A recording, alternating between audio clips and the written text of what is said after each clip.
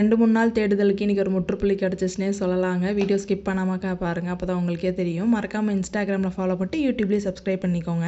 So நம்ம little miss ரித்தினாவுக்கு வந்து plate வாங்கலாம்னு சொல்லி தேடிட்டு இருந்தேன். நேற்று போன இடத்துலையும் கிடைக்கல. ஸோ என்ன பண்ணுறதுன்னு யோசிச்சுட்டே இருந்தோம். சரி இன்றைக்கி சூப்பர் மார்க்கெட்லாம் தேடலாம் அங்கே போய் பார்த்தா ஃபஸ்ட்டு போனோமே அனிமல்ஸ்லாம் ரொம்ப க்யூட்டாகவே இருந்துச்சு. பயமே இல்லை பார்க்கறதுக்கு. நம்ம லிட்டில் மிஸ் ஒரு மியல் குட்டி எடுத்து அழகாக கொஞ்சிட்டு இருந்தாங்க.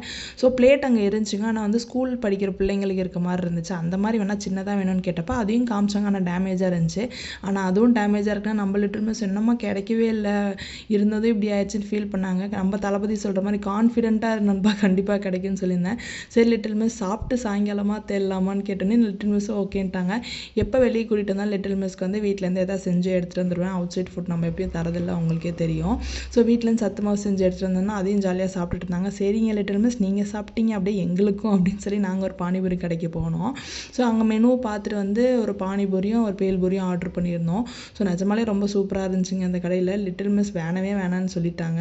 ஏன்னா நம்ம அதுக்கு முன்னாடி தான் அவங்களுக்கு சாப்பாடு கொடுத்துட்டோம் இல்லையா, அதனால் அவுட் சைட் ஃபுட் சாப்பிடக்கூடாதுன்னு தான் முன்னாடியே சாப்பாடு கொடுத்துட்டேன்.